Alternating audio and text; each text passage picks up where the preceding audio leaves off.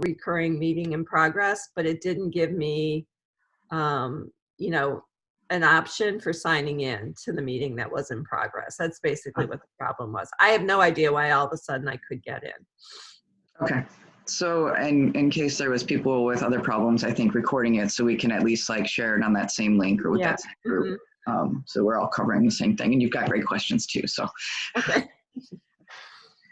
I'll just recap real quick. We were talking while we were waiting to record. We're talking about kind of like how we're handling those phone calls with our clients and such. You know, I too, working at the TS, I'm required to give them proof of insurance. And right now, ABMP, I think this is where we left off in our last conversation. Right now, ABMP is hitting me up asking me to renew. There's nothing that that will come across that will stop them from renewing my insurance. But I know. But if I go and hit them up for any sort of claim, they're going to deny me because I'm not practicing under state laws. So that's a little concerning for me. And for anybody who's like working in a brick and mortar establishment, right? Whether it's like owned by, with TS, it's a religious organization, you know, I'm not sure what your building is or what else is in your studio, but you know, obviously you don't want the city coming in and being like, hey. Right, we have a Pilates studio and I have 2 partners, and I mean, if they wanted to shut it down, it's just, the risk is just too great. Right, so. Right. I have spoken with a friend. That space where I hosted the Takashi classes is available for people that are in a situation where they, you know, are interested in continuing to work even without insurance, as long as they have like a liability waiver that covers that they're telling their client that they are responsible, right? If you want to take full responsibility for whatever work you're doing, that means if like the client decides to sue you, it's going to come out of your personal assets, not out of the business asset, not out of the space hosting. So as long as you have your client sign a waiver like that, they will rent out space at least until March. They're not sure whether or not they're renewing the lease after March. They're working on like for permanent renters. But would still leave space for us to work, at least from now until March. So if you're like struggling for space to work out of, I can put you in contact with somebody that's renting space like that. And that's at like Cermak and Halstead area. Like I remember, yeah. Yeah. Okay, so what I've been working on. So we wrote a bill, basically, which is really similar to the Massage Licensing Act. And, but it's specific to where it's been labeled traditional Asian healing therapies.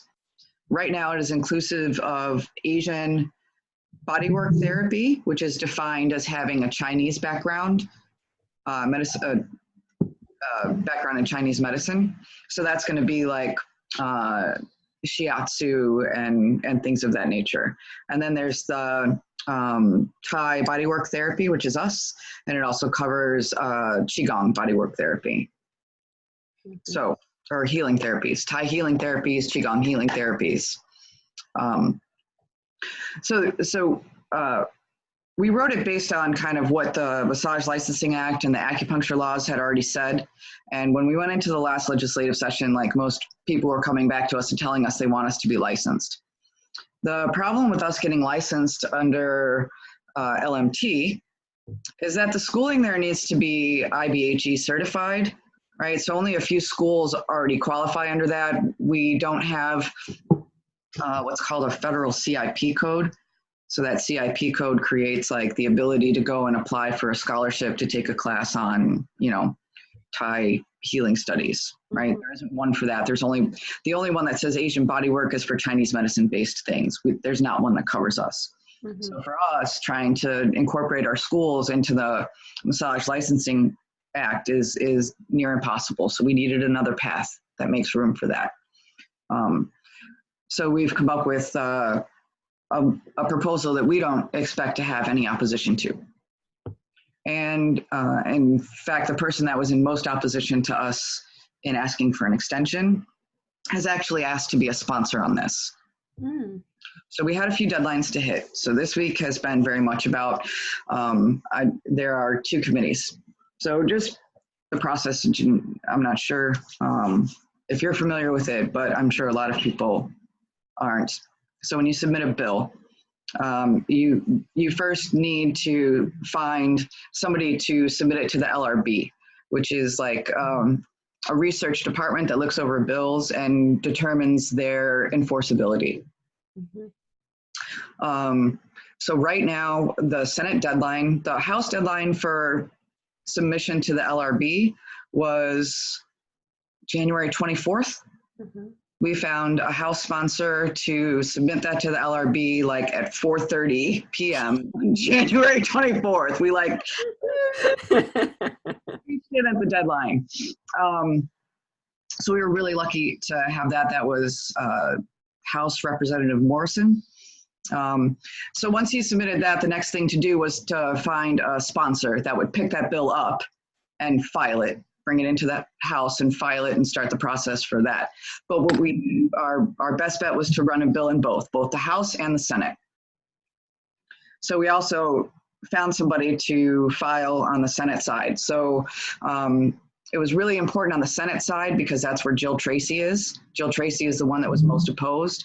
So we needed a really strong team on that side. So I targetingly went through and hit up everybody that was on the proper committees. And I power mapped. And the reason why Jill Tracy was able to get our amendment thwarted was because she's a Republican whip. When there's voting that happens, the whip is the one that goes around and kind of tells everybody how they're supposed to vote, and they're generally the one that like knows a lot of secrets about people and kind of uses that to manipulate what they want them to do, right? So she had gotten a lot of people like really scared. Like Teresa Ma had sponsored the amendment and Jill Tracy talked her out of it. I think Chris Welsh then offered to sponsor it and they talked him out of it. Like there was like 3 different people that Jill Tracy like shut down on us. Mm.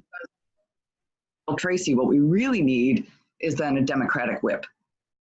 Mm-hmm. And there was 3, but one of them retired. So there was 2 left, both females, Jackie Collins and Linda Holmes. Mm-hmm. So I made contact with Linda Holmes, who was ecstatic about getting that filed and sponsoring us, but suggested that we find somebody that was on a committee and more familiar with like the healthcare licensing. Mm-hmm. That's not her forte. And then once we got that file, Jill Tracy had sent word through somebody else that she was interested in sponsoring. So then we reached back out to her and kind of confirmed. She's looking over the bill now, and as soon as she's got approval on, as long as she doesn't see anything in the bill she doesn't like, she's sponsoring, which is great. Wow. And the Republican whip. So that should cover the whole Senate, right? And Senate trumps House. So we should be real strong there. But that doesn't work. We're still holding the fort in the House as well. So on the House side, I'm still getting calls back. I'm hoping to hear back from the chairman of the Healthcare License Committee. So there's 2 committees that vote on our bill first. So here's the process, right? So it goes to LRB, which is where both are sitting right now. They do the research, make sure it's enforceable. Once they determine it's enforceable, then they'll sign a bill number. That bill number, you should be able to go on ilga.gov and you can search that bill number and it'll pull up what it is that we're proposing and where it stands. You can constantly track the status after you have that bill number. But we don't have it yet. It's got to come out of LRB first. It has to be in committee, right? So there's 2 committees. On the Senate side, it's I'll give you the names exactly. Wrong one. On the Senate side, it's licensed activities, and then on the House side, it's the healthcare licenses. I'm sorry, what was it on the Senate side? the licensed activities. Licensed activities. Yep. And then on the other side is the healthcare licenses.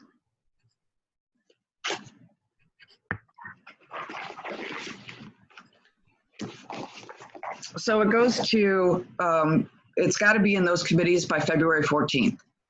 Mm-hmm. So by Valentine's Day, they should have it in hand. Mm-hmm. And then it has to be presented to the Senate or the House, whichever, like the major committee, right? So it's just in the little committee and they all talk about it and they think this is a great idea. And then they present it to the entire Senate or to the entire House, right? So it's running both sides, same path, different group. So then the entire Senate or the entire House will vote on it. And then they kick it over to the other side for a full vote. Mm-hmm. So this is kind of where we're at. We're at step one, which is like in the LRB waiting for the bill number. Mm-hmm. So from February 14th until like March 27th, I've kind of been in charge of like gathering the committees. So I've reached out to, I'm going to share screen here. Hold on, pull up this.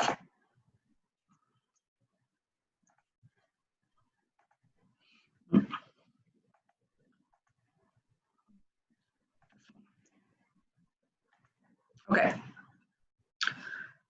So here's a spreadsheet I've been working off of. These are all of the different like Senate members. Anybody that's agreed is somebody that has jumped on as a sponsor. And then anybody who's like, this is the Senate president. And the other highlighted ones are just like people I've been in contact with to make sure we have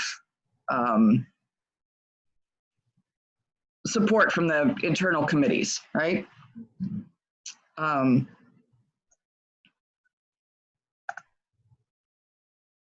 So then the next step would be to reach out to the ones that aren't at the committees. And that's where I kind of am in, we need to be making calls, right? And if we assign like a few calls per person or we get everybody to reach out to their locals, like this is gonna help turn over that like big committee, the big House or big Senate, and then pushed over. So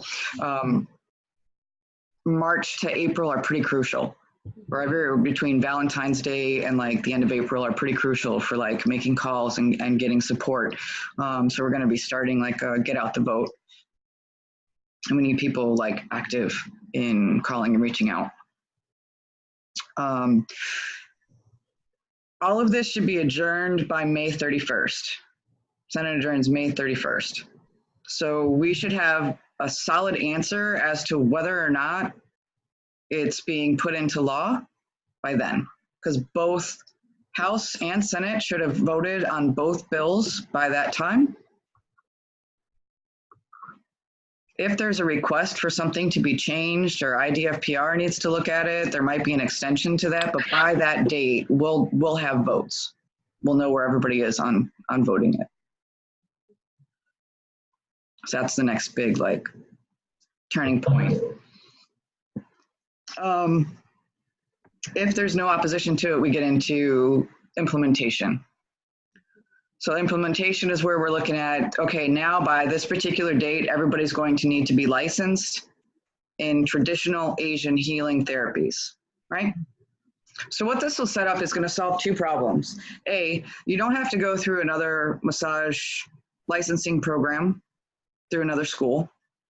And B, people that maybe have spent a long time as a licensed massage therapist and took, say, a 2-week course in Thai massage cannot call themselves a Thai massage therapist anymore. Mm-hmm. They need to go through the proper training like we did. Mm-hmm. Right? So we're very clearly separating those. Mm-hmm. And then in the grandfathering, we're looking at like, I helped write that grandfathering clause myself. I went through and I tried to make sure it was super inclusive of like where everybody's at. I will share screen on that and we can take a look at it together. Let me pull that up. I'm real happy with this grandfathering clause, actually.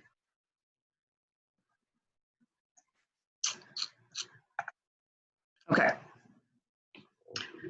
So you'll have like once. Oh, I should probably share screen with you. Sorry, I pulled it up here but didn't share it with you. Okay. Jess, is this grandfathering clause? This is part of the bill you wrote. Is that correct? Yep. Okay. This is section 20 in the bill I wrote. And then these numbers that are here off to the side, these are just like for reference. So if you're talking, if you have a question, you're like, oh, line 173 where it says. Mm-hmm. Yeah.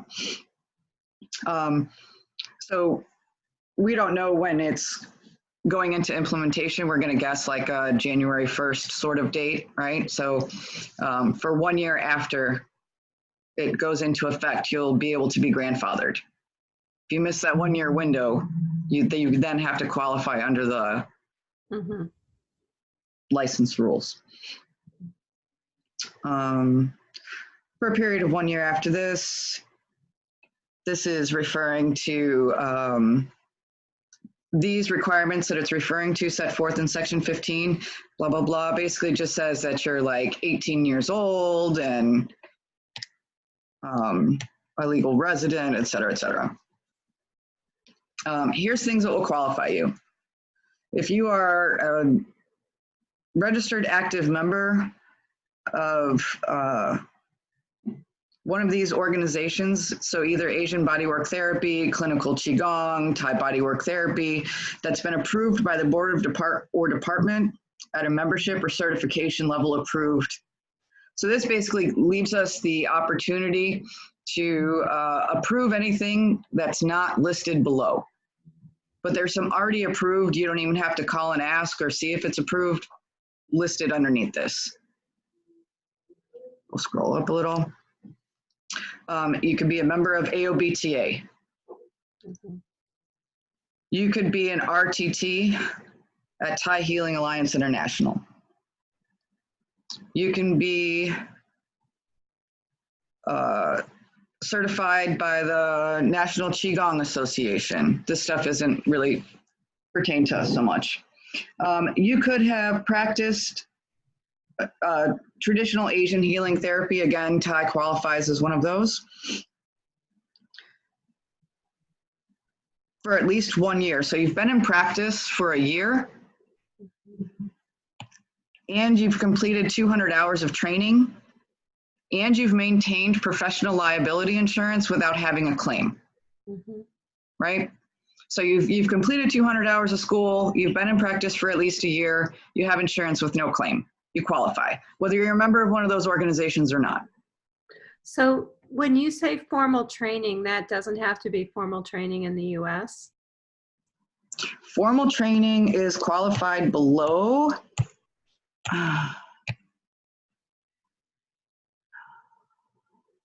Formal training, right here, 216. Formal training is described as a curriculum approved or endorsed by AOBTA.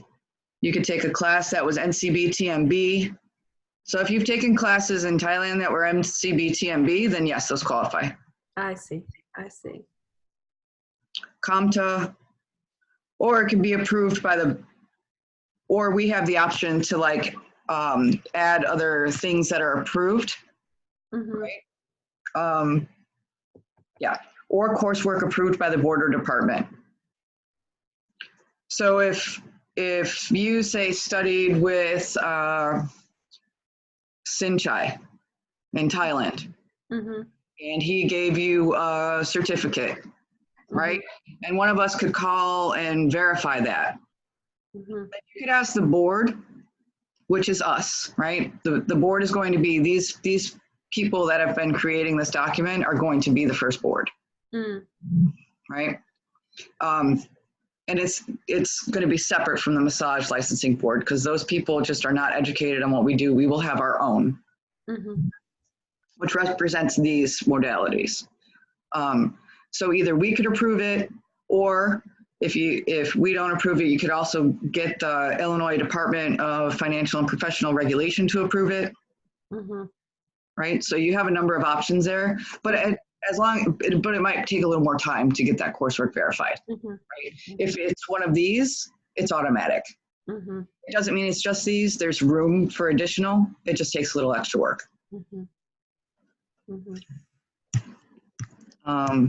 So that's formal train. That's the definition of formal training. So when it refers to 200 hours or an additional 100 hours, that's what it's referring to. Mm-hmm.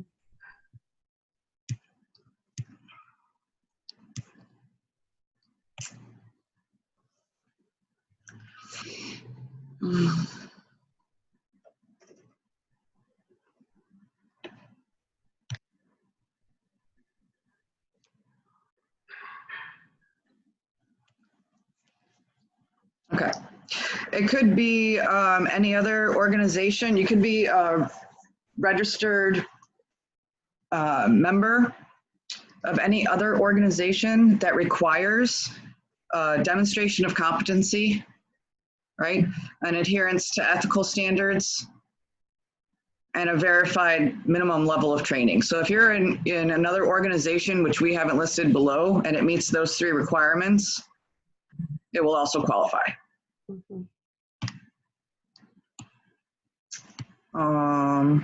High Healing Alliance we covered. You've practiced. This is for at least 1 year. Okay, so this is the next one.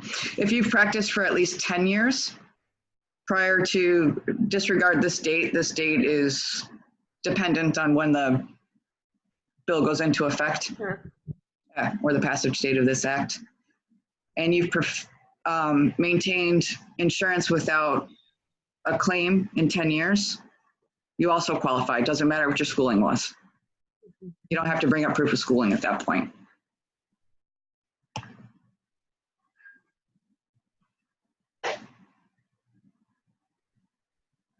So if you've practiced for a year, you've been in practice for a year, but you didn't take a 200-hour program, you have less than 200 hours.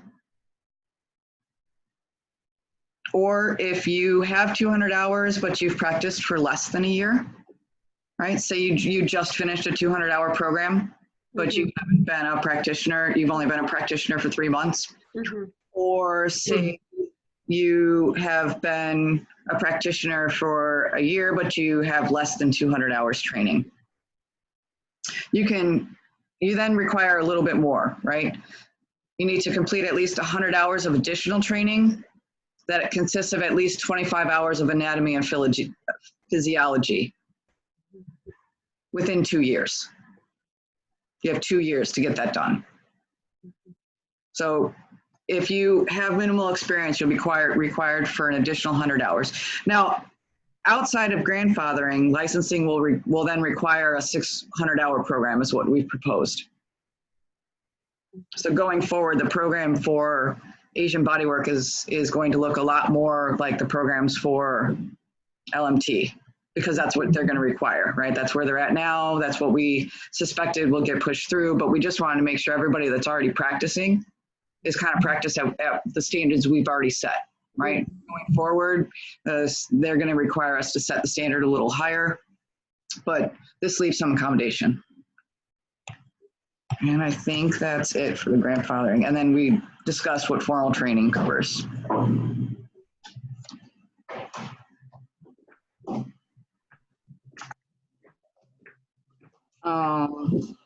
Where are you at on questions? What are your concerns at this point? I mean, you've really laid this out completely and well. I actually don't have a lot of questions. I mean, my guess is that moving forward, sometime soon, we will get a copy of the bill as it's written, and then we'll be given phone numbers, names of people to contact, and some type of a calendar for that, is what I'm guessing the next step is. It is. It's exactly the next step. Yeah, once we have a bill number, I'll put a link to the General Assembly's website with those bill numbers, and then you can like track their history right there at any time. Great. I think like if I was to give you a copy of the bill and then it goes through a revision, you're not going to see the revision. If I just give you a link to like where it is, it's better. Yeah, but whatever information we need, so that we need to be educated when we call these offices. you know, and leave messages. We need to be well educated. I will write a little rap kind of explaining, right? And it's a real Yeah. simple call. The calls that I've been making are kind of like, hi, my name's Jessica Amorosa. You'll get like an aide or something on the phone, right? Mhm. And Sure. you say, I'm looking to schedule a short phone call with Senator fill in the blank or Representative fill in the blank. And then they say, oh, why would you like to schedule a call? Oh, I'm a Thai healing therapist that's been put out of work, and we're looking for support on our upcoming licensing bill, right? You can kind of get into your story a little bit, but mostly we're just going to ask for support on a particular bill number because we're out of work right now. We would like, which is a good thing to say repeatedly. right. And the more people that call and the more people they hear that from, the more apt they are to vote in our favor. So that's kind of where we're at. Next steps, I think for us are going to be like call training. So I'm going to host a number of call trainings between February 17th and the 21st, that like week after Valentine's Day, to kind of get everybody up to speed on being able to make calls. So I will try to put that in all the communication places so everybody's got a link to it. And, you know, in my experience, after making phone calls, a written mailed letter is the next best way to kind of encourage them to vote the way you want them to vote. Petitions don't work.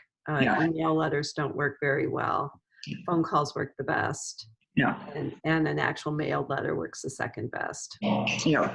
And actually walking into their office as well. Like a face-to-face, if it's your local, is really kind of undeniable. Yeah. I've been doing a few of those. And then after that, the next step would be actually taking some drives out to Springfield when things are in session. I'll come up with some dates. If you want to look at session dates, we can look. Actually, I can pull those up right now.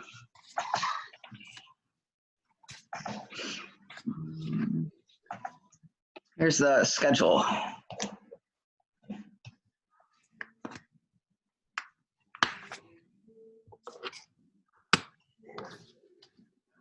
So probably if a trip needs to be taken out to Springfield, it'll be February 25th, 26th, 27th, and March 3rd, 4th, 5th. These would be the sessions we're targeting. Everybody's there. So you walk into the building and everybody's in one place. Anybody that we can get to that's local in between would be great. But for those that we can't, these are the days to get that done.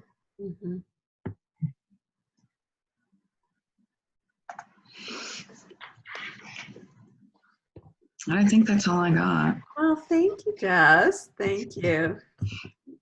Great job. Great job. To another person than it is to just kind of sit here and do those videos. Yeah, no, thank you. Thank you. I think everyone is extremely grateful for all the work you've done. This is a tremendous amount of work. I hope people realize how many hours and hours and hours you've put into this. Well, I'm less concerned about that and more concerned with all. I'm sure, but it's true. You've done a great job. Yeah. So thank you. I can't carry it across the finish line myself. No, absolutely not. So, well, we'll encourage everybody to get behind you. Yeah. Yeah. Thank you. Yeah. Thank you. Okay, Jess. Bye. Take care. Thank you. Bye-bye, Jess.